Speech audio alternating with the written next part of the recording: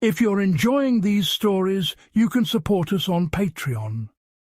There are several unique stories over there that I haven't uploaded to YouTube.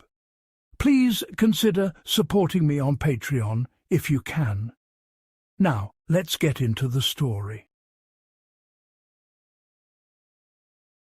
The client in the checkered suit.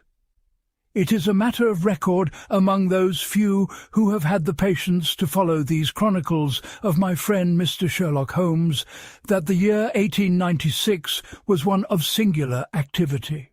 From the grim and complex tragedy of the Sussex vampire, which was to occupy our attention some months later, to the affair of the Red Leech and the terrible death of Crosby the banker, the sequence of events was as bizarre as it was unrelenting. Yet, as I leaf through the heavy leather-bound journals in which I have documented Holmes's remarkable career, my eye is drawn inexorably to the notes concerning a warm week in early July.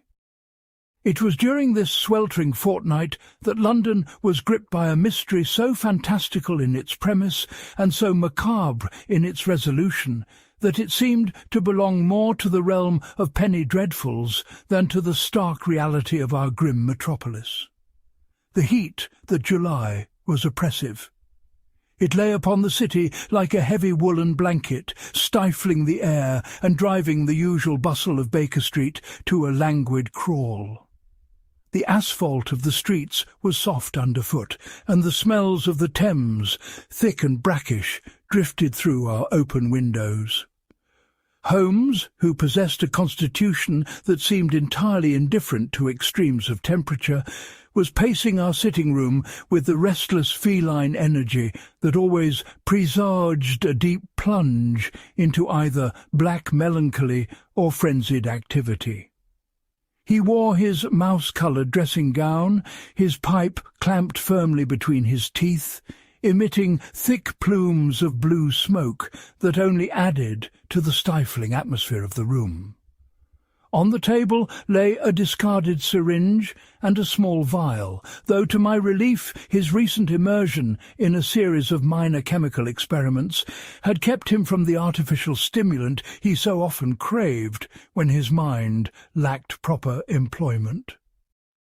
"The papers, Watson!" he exclaimed suddenly, whirling upon his heel and gesturing with the stem of his pipe toward the discarded pile of morning editions scattered across the Persian rug. "They're entirely barren. A petty theft in Cheapside, a dispute over a boundary wall in Surrey, and a romantic elopement in Mayfair. Has the criminal class of London lost all its enterprise? We are descending into an era of unbearable mediocrity." "The heat, Holmes," I replied, wiping my brow with a handkerchief. "It saps the energy of even the most industrious villain. No man wishes to exert himself in such weather, let alone plan a complex felony." "Nonsense, my dear doctor," Holmes retorted, his eyes flashing. "True genius is impervious to the barometer. Crime is a matter of intellect, not of the thermometer. But what have we here?" He paused mid-stride, his sharp ears having caught the sound of a heavy, hurried tread upon the wooden stairs leading to our rooms. A moment later, Mrs. Hudson appeared at the door, her face flushed with the heat and the exertion of the climb, bearing a silver salver upon which lay a single, garish calling card. "A gentleman to see you, Mr. Holmes," she said. "He says it is a matter of the utmost urgency." Holmes took the card, his long, thin fingers turning it over in the light. A faint smile touched his thin lips. "Mr. Josiah Barnet," he read aloud, "proprietor and ringmaster of Barnet's Grand International Circus and Menagerie. Well, Watson, it seems that if the criminals of London are resting, the purveyors of spectacle are not. Show him up, Mrs. Hudson, if you please." A moment later our client entered the room. He was a man who seemed entirely out of place in our modest sitting-room. He was enormous, not merely in height, but in breadth, with a chest like a barrel and a face as red and round as a harvest moon. He was dressed in a suit of loud, checkered tweed that would have been more appropriate on a racecourse than in a consulting detective's chambers, and in his large, meaty hand he clutched a silk-top hat that had seen better days. His brow was slick with perspiration, and his eyes, which were small and pig-like, darted nervously around the room before settling upon Holmes. "Mr. Sherlock Holmes?" he boomed, his voice echoing in the confined space. "I have come to you, sir, because the police are fools, utter fools. They tell me it is a publicity stunt. A stunt! As if Josiah Barnet would jeopardize his reputation and his livelihood for a cheap trick in the daily rags." "Pray, take a seat, Mr. Barnet," Holmes said soothingly, waving his hand toward a sturdy armchair. "You are clearly agitated. Sit down, catch your breath, and tell me from the beginning what has occurred to cause you such distress."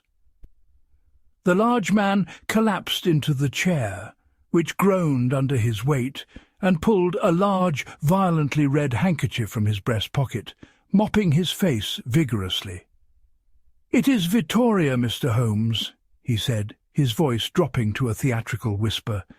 "Vittoria the Belle, my star, the greatest aerialiste the world has ever seen. She has vanished." "Vanished?" I echoed, unable to contain my curiosity. "Do you mean she has run away?" Barnet turned his small eyes upon me. "No, sir, I mean she has vanished. Into thin air, in front of 2,000 paying customers." Holmes sat down opposite our client, his interest clearly piqued.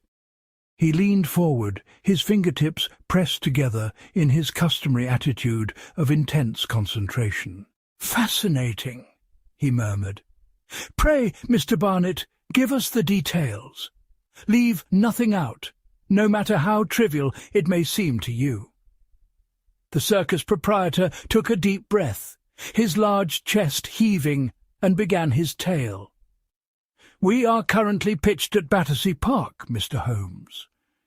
It is our summer season, and business has been exceptional, largely due to Vittoria.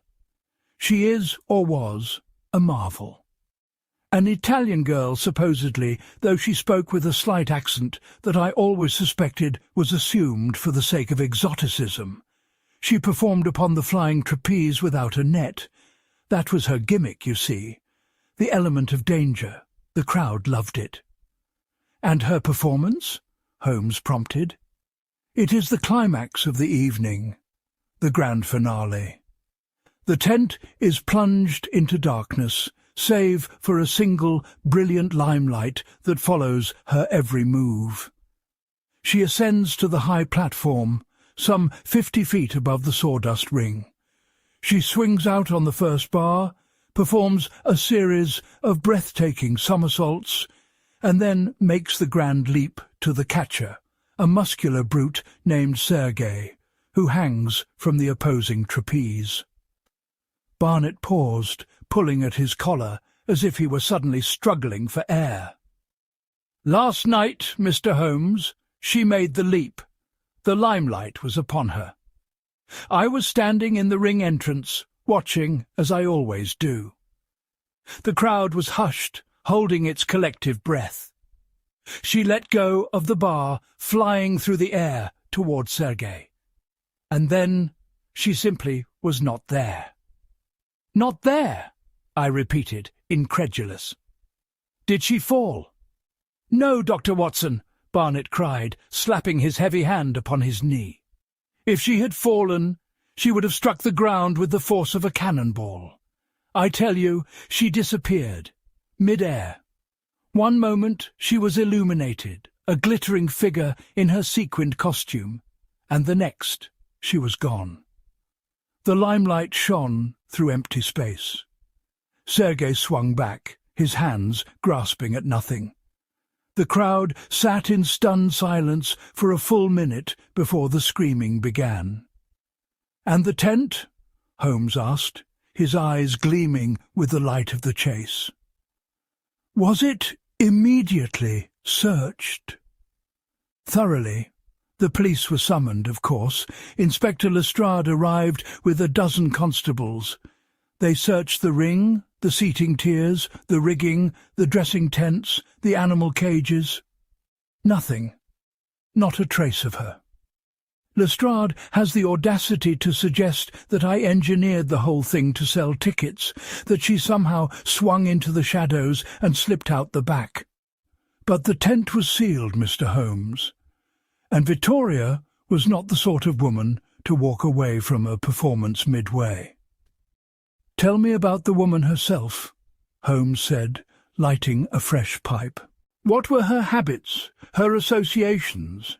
Did she have enemies?" Barnett hesitated, a look of discomfort crossing his broad features. "She was difficult, Mr. Holmes, a prima donna. She demanded exorbitant wages, and I paid them because she filled the seats. She was arrogant, haughty, and cruel to the other performers. She collected suitors like other women collect trinkets, only to discard them when they bored her. And she was wealthy. She insisted on being paid in gold and precious stones, which she hoarded. Did she have any particular associate within the circus? A confidant?" "Only one," Barnett said, his brow furrowing. "A man named Vance, Elias Vance. He is our chief engineer and mechanic. A quiet, brooding fellow. He handles the rigging, the winches, the lighting, all the technical aspects of the show. Vittoria spent a great deal of time with him recently, far more than was proper, considering her usual disdain for the crew. They were often seen whispering together between shows. And where is Mr. Vance now?" "At the circus. The police questioned him, of course, but he claimed to have been at his control board during the incident and saw nothing but what the rest of us saw." Holmes sprang to his feet, his lethargy completely evaporated. The game was afoot, and the transformation in him was instantaneous. "Watson, your hat and boots," he commanded. "We are going to Battersea. Mr. Barnett, I presume the scene of this remarkable vanishing act has been preserved?" "Lestrade has closed the main tent, pending his investigation," Barnett replied, struggling to rise from his chair.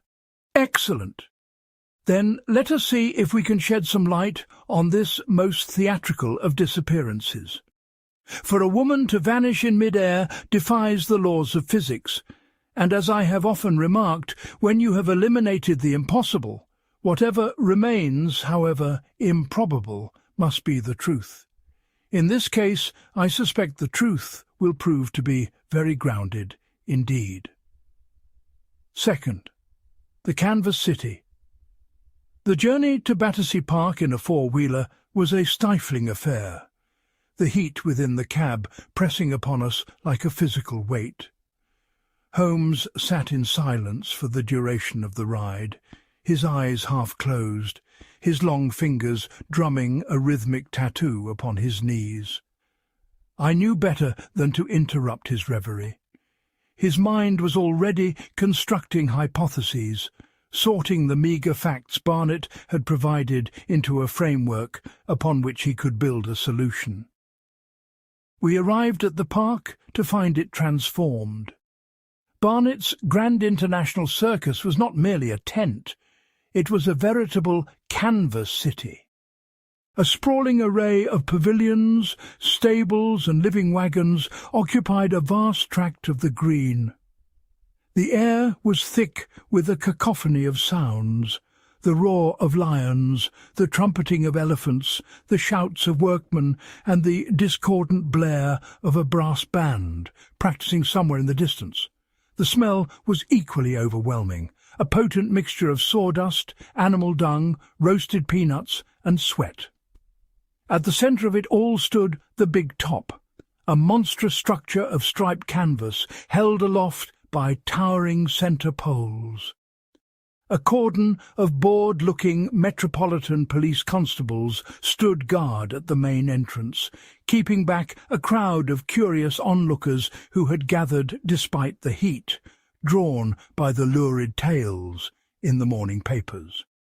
Barnet, moving with surprising agility for a man of his bulk, led us past the gawking crowd and the constables into the shadowed interior of the great tent. The contrast between the blazing July sun and the gloom of the big top was momentarily blinding. As my eyes adjusted, the sheer scale of the arena became apparent. The tiered wooden seating rose high into the shadows, capable of holding thousands. Below lay the ring, a perfect circle of freshly raked sawdust. Above us, suspended in the gloom, was a complex web of ropes, pulleys, platforms, and swinging bars, the domain of the aerialists. Inspector Lestrade was standing in the centre of the ring, a cigar clamped between his teeth, conferring with a sergeant. At the sight of Holmes, his rat-like face broke into a sardonic grin. "Well, well, Mr. Sherlock Holmes," Lestrade called out, his voice echoing in the cavernous space. "I wondered how long it would be before the scent of a mystery drew you out of Baker Street. But I fear you have wasted a cab fare, Holmes. There is no murder here, no grand felony, just a clever bit of flim-flam to sell tickets." Holmes stepped into the ring, his eyes darting upward to the rigging. "You think so, Lestrade?" he said mildly. "You believe Mr. Barnet here is risking ruin to perpetrate a hoax?" "Look around you, Holmes," Lestrade sneered. "The woman leaps from that platform." He pointed to a small wooden perch high above, "and before she reaches the catcher, she vanishes. The lights were down. She obviously swung away on a hidden rope, slipped out under the canvas, and is currently enjoying a holiday in Brighton, while London clamours for her return." "A plausible theory, Inspector, for a mind that prefers the path of least resistance," Holmes murmured, pacing the circumference of the sawdust ring, his head bowed, his eyes scanning the ground. "But tell me, if she swung away on a hidden rope, where is that rope now? The rigging has not been altered, I presume?" "Not a rope touched," Lestrade affirmed. "And her catcher, Sergei, did he not notice her swinging away on this phantom rope?" "He says the glare of the limelight blinded him. He just knows she didn't reach him." Holmes suddenly dropped to his knees in the sawdust, producing his magnifying glass. He crawled forward a few paces, examining the ground with the intensity of a bloodhound on a scent.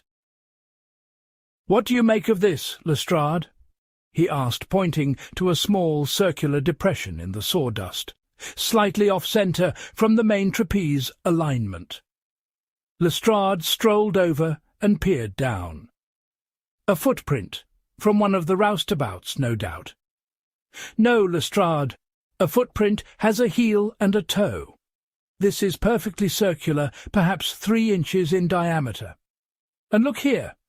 Another, spaced exactly 4 feet apart. And here, a faint scuff mark in the sawdust, forming a perfect square connecting these points." He stood up, brushing the dirt from his knees, and looked upwards, his gaze tracing an imaginary line from the markings on the floor to the roof of the tent. "Watson!" he called, his voice sharp with sudden excitement. "Cast your eye upon the canvas directly above us. What do you see?" I peered into the gloom. The roof of the tent was a patchwork of heavy canvas, reinforced with thick ropes. Directly above the markings Holmes had found, nestled among the rigging of the trapeze, was a large dark shadow that seemed denser than the surrounding fabric. "It looks like a box, Holmes," I ventured. "A wooden crate of some sort, suspended among the ropes." "Exactly, Watson. A box. Holmes turned to Barnett. "Mr. Barnett, what is the purpose of that structure?" Barnett squinted upward, looking genuinely bewildered. "I have no idea, Mr. Holmes. It shouldn't be there.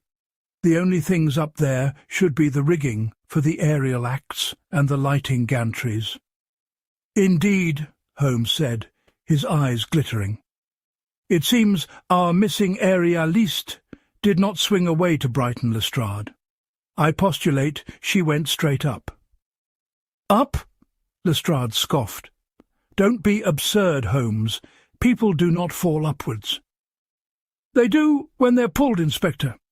Mr. Barnett, I require an immediate interview with your chief engineer, Mr. Elias Vance. I believe he has much to tell us about the architecture of your big top." 3. The engineer's domain. We found Elias Vance in a small, cluttered wagon situated behind the main tent, which served as his workshop and living quarters. The air inside was thick with the smell of ozone, machine oil, and strong tobacco. Workbenches were strewn with coils of copper wire, heavy iron gears, glass vacuum tubes, and strange mechanical contraptions that looked like the offspring of a clockmaker and a mad scientist. Vance himself was a tall, angular man with a shock of prematurely grey hair and a face smudged with grease. His eyes, behind thick spectacles, were intelligent but guarded. He did not rise when we entered, merely looked up from a brass fitting he was filing. "Mr. Vance," Barnett began nervously, "this is Mr. Sherlock Holmes. He is looking into the disappearance of Vittoria." Vance set down his file and wiped his hands on a rag. "The police have already asked me their questions. I have work to do, Mr. Barnett."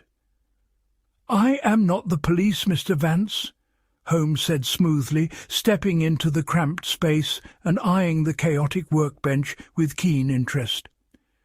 "I am a private citizen with a passion for puzzles. And I must confess, your workshop is a puzzle in itself. I see you are a student of the new sciences. Electromagnetism, if I'm not mistaken." Holmes picked up a heavy coil of copper wire wrapped around a soft iron core. Vance's eyes narrowed. "I am an engineer, Mr. Holmes. I use whatever tools are necessary to create the effects Mr. Barnett demands." "Indeed. And what effect required the installation of a concealed wooden compartment directly above the trapeze rigging, housing what I can only assume, given the load-bearing requirements, is a winch or a magnetic array of considerable power?" Silence descended upon the small wagon, heavy and absolute. Vance did not move, but I saw a muscle twitch in his jaw. "I don't know what you're talking about," he said evenly. Come, Mr. Vance," Holmes chided gently. "Do not insult my intelligence. A woman vanishes in mid-air. She does not fall. She does not swing away. She goes up into a box that you constructed. A box that, I wager, is connected to the heavy-duty galvanic batteries I see stacked beneath that tarp in the corner. Vittoria's costume was heavily sequined, was it not? Or perhaps it was underwired with something more substantial than whalebone. Steel, perhaps." Vance stared at Holmes, a flicker of something, fear, respect, crossing his face. He reached for a pipe, his hands trembling slightly, and began to pack it with tobacco. "You are a very clever man, Mr. Holmes," he said finally, his voice barely above a whisper. "More clever than that fool Lestrade. Yes, I built the box. I built the electromagnet." "And Vittoria?" I burst out, unable to contain myself. "Where is she?" Vance struck a match, the flame illuminating the stark lines of his face. "She wanted to disappear," he said. "She came to me a month ago. She had amassed a fortune, as Barnett probably told you. Jewels, mostly. She kept them in a money belt strapped to her waist. But she had debts, dangerous debts from her past in Naples. Men were looking for her. She knew that if she simply ran, they would find her. She needed to die publicly, spectacularly, so they would stop looking. Holmes leaned against the workbench, his arms folded. And she enlisted you to engineer this public death. Yes, she paid me handsomely. The plan was simple, really. The grand illusion. I designed a corset for her, interwoven with high-carbon steel mesh. In the roof of the tent, I constructed a concealed compartment housing a massive electromagnet, powered by a bank of lead-acid batteries. During her final leap, the limelight would blind the crowd. At the apex of her swing, as she let go, I would throw the switch at my control board. The magnet would engage, pulling her straight up into the box with immense force. The lights would drop to black, and in the confusion she would climb out through a slit in the canvas roof, shimmy down a secondary rope to the perimeter fence, and vanish into the London night, leaving the world to believe she had been spirited away by supernatural forces. "A brilliant scheme," Holmes murmured, his eyes glittering with professional appreciation. "Worthy of Maskelyne himself. But it begs one rather obvious question, Mr. Vance." "What is that?" "If the plan went according to design, why are you sitting here, trembling with terror, while Vittoria is presumably halfway to the continent? Why do you look like a man who expects the hangman's noose at any moment?" Vance took a deep, shuddering breath, a sound that seemed to tear from his throat. "Because, Mr. Holmes, the plan did not go according to design." "4. The midnight expedition." "What went wrong?" Barnett demanded, stepping forward, his face purple with rage. "You killed her, you scoundrel! You botched your devilish machine and dropped her!" "No!" Vance cried, shrinking back against his workbench. "I didn't botch anything. The machine worked perfectly. I swear it." "Then explain yourself, man!" Holmes snapped, his voice cracking like a whip in the small room. "Where is Vittoria?" Vance looked from Barnett's furious face to my own bewildered expression, and finally to the cold, penetrating gaze of Sherlock Holmes. He slumped onto a stool, dropping his head into his grease-stained hands. "I threw the switch," he whispered, his voice trembling. "Just as we planned. The magnet engaged. I heard the thump as she hit the padding inside the box. I dropped the main lights. The crowd screamed. I waited for the signal, 2 tugs on the guide rope that ran from the box to my control panel, meaning she was safely out and descending the outer canvas." He looked up, his eyes wide and haunted. The signal never came. I waited 10 minutes. The tent was in chaos. Finally, I couldn't wait any longer. I engaged the safety catch on the control board, slipped away, and climbed the rigging to the box. I opened the trapdoor. He paused, swallowing hard. "She wasn't there, Mr. Holmes. The box was empty. The steel corset was there, adhering to the face of the magnet. But Vittoria was gone, and so was the money belt she wore." Silence stretched in the wagon, broken only by the distant sounds of the circus outside. I looked at Holmes, expecting him to denounce the man as a liar. But Holmes's face was unreadable, a mask of pure, calculating intellect. "You expect us to believe," Holmes said slowly, "that a woman was pulled 50 feet into the air by a powerful electromagnet, wriggled out of a steel-boned corset in the pitch blackness while suspended above a screaming crowd, and vanished, taking her jewels but leaving the very harness that saved her from a fatal fall."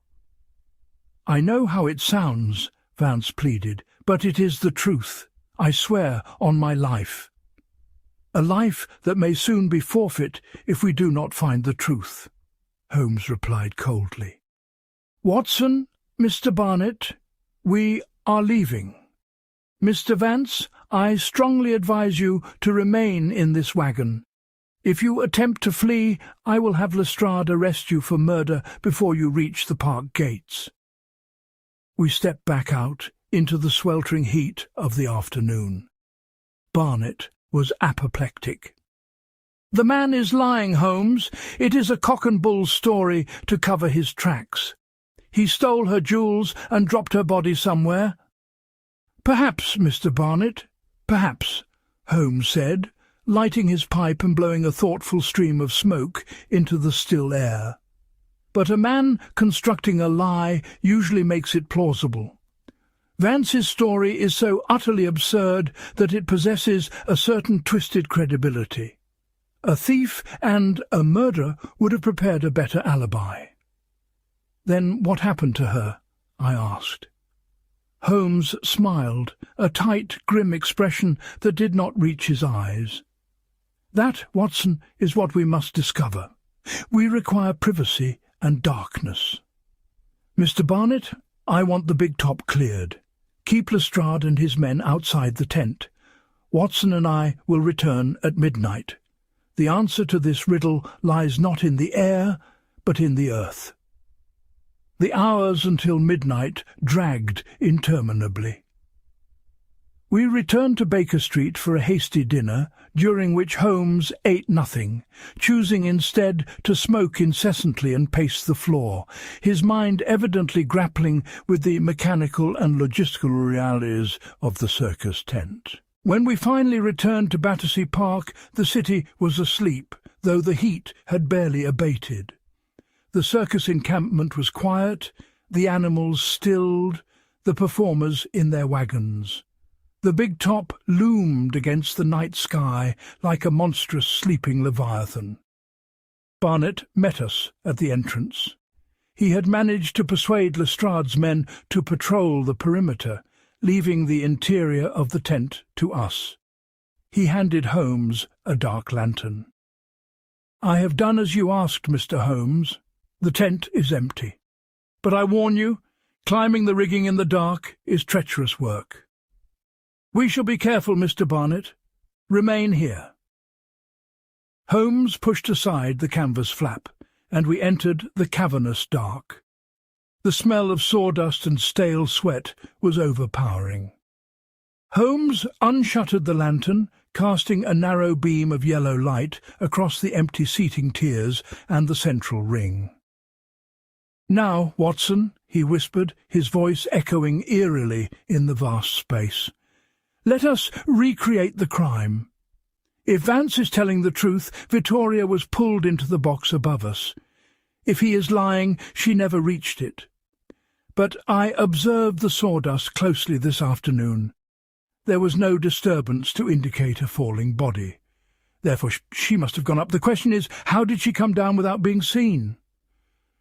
We walked to the centre of the ring, beneath the hanging trapezes.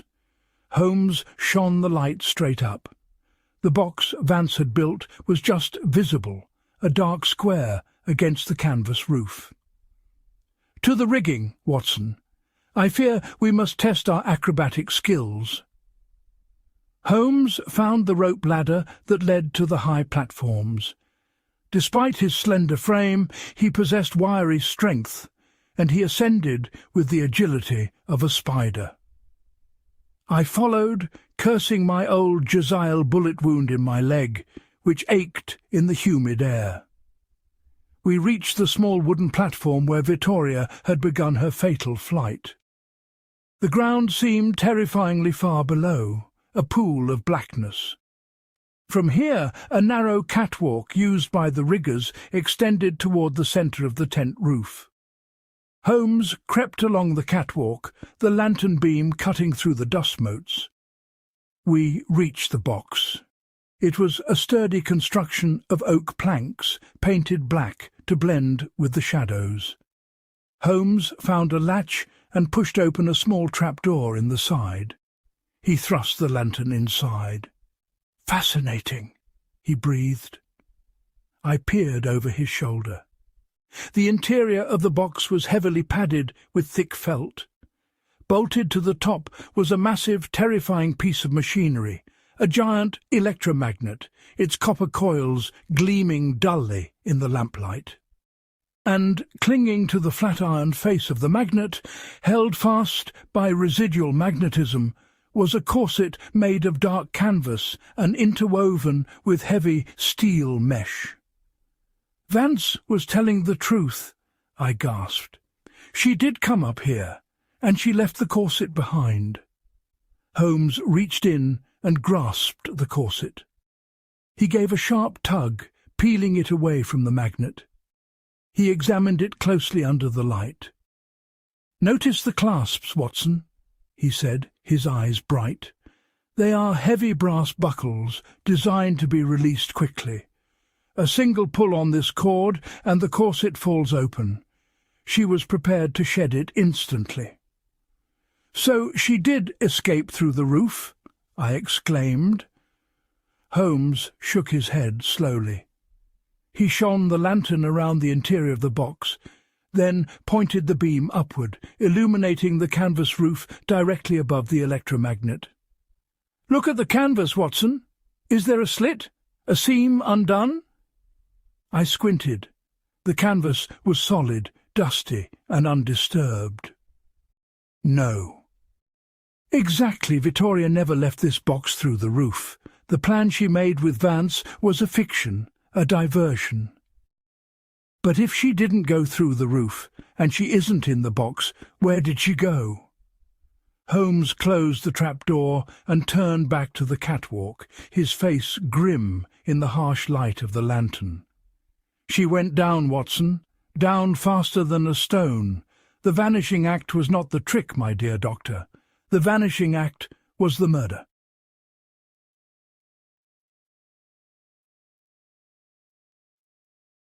Belle. Lime, the descent to the sawdust ring felt far more perilous than the climb. My mind was reeling with Holmes's deduction. If Vittoria had been pulled into the box, left her magnetic harness behind, but had not escaped through the roof, how could she have gone down without crashing into the ring below? We reached the solid ground, and Holmes immediately strode toward the centre of the ring, exactly beneath the aerial rigging. He fell to his knees again, sweeping the lantern beam across the sawdust. "Think, Watson," he muttered, his hands rapidly brushing away the top layer of wood shavings. "Vance designed a machine to pull her up. He throws the switch. The magnet catches her. She is in the box." But Vance lied about what happened next. He didn't wait 10 minutes. He didn't find the box empty, because Vance did not build the electromagnet to help her escape.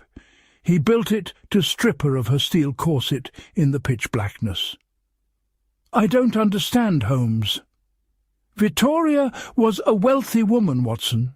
She wore her fortune around her waist. Vance knew this. She came to him with a plan to fake her death. Vance saw an opportunity to make her death a reality and take the fortune for himself." Holmes continued to dig furiously at the sawdust, coughing slightly as the dust rose in the heavy air. "Imagine the scene, Watson. The lights go out.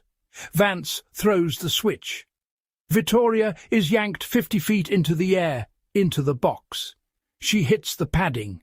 Instantly, Vance cuts the power to the magnet. Not 10 minutes later, Watson. Immediately." The horrific realization struck me like a physical blow. My God, without the magnet holding her— "She falls," Holmes said grimly. "She falls 50 feet in the pitch blackness. But the steel corset, magnetized and clinging to the iron face of the electromagnet, stays behind. And Vittoria, stripped of her harness, plummets toward the earth." "But Barnett and the crowd were watching," I protested. "Someone would have heard her hit the ground. The body would have been found in the ring." "Ah," Holmes said, sitting back on his haunches. "That is the final piece of the puzzle. Why was there no body?" because, my dear Watson, she did not hit the surface of the ring."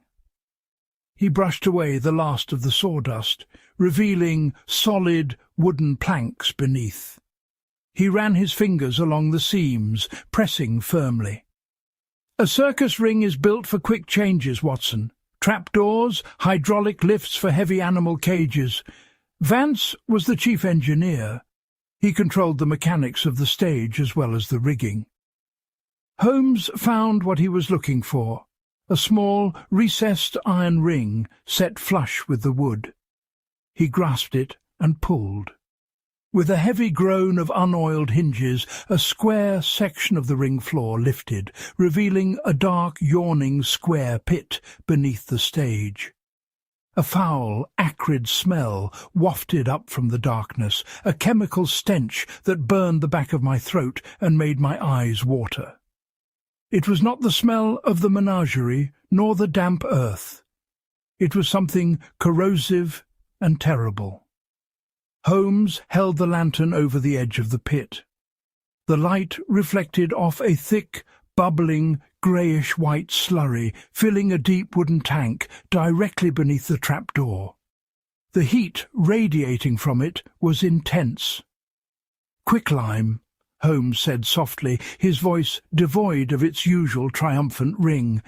"Caustic calcium oxide, used in the circus for sanitizing animal waste and disposing of diseased carcasses. A concentrated pit of it, mixed with water. It boils, Watson. It consumes flesh, bone and hair with terrifying rapidity." I staggered back, clutching my handkerchief to my mouth, repulsed by the stench and the horrifying image Holmes's words conjured. "He dropped her into that?" I gasped. "In the pitch blackness, amidst the screaming of the crowd," Holmes said, closing the trapdoor with a hollow thud and kicking sawdust over the seams to conceal it once more. He cut the magnet. He pulled a lever at his control board that opened this trapdoor. She fell straight down through the floor into the quicklime. He closed the trapdoor instantly. The sound of the splash was drowned by the brass band and the panic of the audience. By the time Lestrade searched the ring an hour later, Vittoria the Belle was already dissolving into nothingness. And the jewels? The money belt was leather and canvas. It would not adhere to the magnet. It fell with her. But Vance is a mechanic, Watson. He would have placed a wire mesh screen halfway down the quicklime pit. The body dissolves, passing through the mesh, but the gold and the diamonds do not. Tonight or tomorrow, when the pit cools, he intended to dredge the mesh and claim his prize. Holmes stood up, his eyes cold and hard as flint. "It is a murder of terrifying ingenuity, Watson. Cold, calculated and executed with mathematical precision. But Mr. Elias Vance made one error." "What was that?" "He underestimated the investigative curiosity of Sherlock Holmes. Come, Watson, we have a trap to spring." 6. The trap is sprung. We emerged from the big top into the relative cool of the night air. Barnett was pacing nervously by the entrance. "Well, Mr. Holmes, did you find anything?" "I have found everything, Mr. Barnett," Holmes replied crisply. "I need you to fetch Inspector Lestrade immediately. Tell him to bring 3 of his strongest constables and tell them to come quietly. Meet me at Mr. Vance's wagon." Barnett hurried off into the darkness, and Holmes and I made our way toward the rear of the encampment. The silence of the night felt heavy, pregnant with the impending confrontation. We approached Vance's wagon. The windows were dark, but Holmes did not knock. He tried the handle. It was locked. With a swift kick that belied his slender frame, Holmes shattered the latch, and the door burst open. He swept the lantern beam into the interior. The wagon was empty. The workbenches were cleared of the smaller tools, and a large valise that had been resting on a chair was gone. "He has fled!" I cried. "We were too late." "On the contrary, Watson, we are exactly on time," Holmes said, a predatory smile playing upon his lips. "He has not fled the circus. A man does not commit such a foul crime and leave his reward behind. He has gone to collect his wages." He extinguished the lantern. "Follow me, quietly." We slipped through the shadows of the sleeping canvas city, moving back toward the big top. We did not go to the main entrance, however. Holmes led me to a narrow flap at the rear of the tent, used by the animal handlers to access the space beneath the tiered seating. We crept under the canvas and into the labyrinth of wooden struts and pillars that supported the audience bleachers. The smell of the quicklime was stronger here. We navigated by touch and the faint moonlight filtering through the gaps in the canvas, moving toward the centre of the ring beneath the stage. As we neared the centre, a faint, flickering light became visible ahead. We pressed ourselves against a thick wooden pillar and peered into the clearing beneath the ring. There, illuminated by a single candle resting on a wooden crate, was Elias Vance. He had removed his shirt in the stifling heat, and his torso was slick with sweat. He was standing beside a low brick wall that enclosed the quicklime pit. The trapdoor above was closed. Vance held a long iron hook attached to a winch mechanism bolted to the floor. As we watched, he began to crank the winch. With a sickening, sucking sound, a heavy iron grate emerged from the bubbling white sludge of the lime pit. Vance secured the winch and grabbed the grate with a pair of heavy leather tongs, dragging it over the brick lip and onto the dirt floor. Even from a distance, the stench was appalling, but Vance seemed impervious to it. He dropped to his knees beside the grate, ignoring the smoking residue of the lime. He frantically began to sift through the sludge on the mesh. There was a clinking sound, then another. Vance held up a dripping object to the candlelight.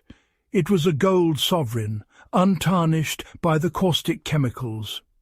He laughed, a harsh, jagged sound that echoed in the dark space beneath the stage. He dug deeper, pulling out a handful of glittering hard stones, diamonds and rubies, the indestructible remnants of Vittoria's hoarded wealth. "A king's ransom," Vance muttered to himself, frantically stuffing the jewels into a canvas sack at his waist. "All for me." "I think not, Mr. Vance." Holmes stepped out from behind the pillar, striking a match and relighting his dark lantern. The sudden beam of light struck Vance like a physical blow, blinding him. He threw up a hand to shield his eyes, dropping a handful of gold coins into the dirt. "Holmes!" Vance gasped, scrambling backward, his hand darting toward his boot. "I wouldn't advise it," Holmes said coldly. I had already drawn my service revolver, the hammer clicking back with a sharp metallic sound that carried clearly in the stillness. "The game is up, Vance," Holmes continued, stepping closer. "The trapdoor, the electromagnet, the quicklime, a devilish piece of engineering. You used Vittoria's own desire to disappear to orchestrate her murder." Vance stared at us, his chest heaving, the realization of his doom settling upon him. The defiance drained from his face, replaced by the cornered look of a trapped animal. "She deserved it," he spat, his voice trembling with a mixture of fear and venom. "She treated us all like dirt, like animals.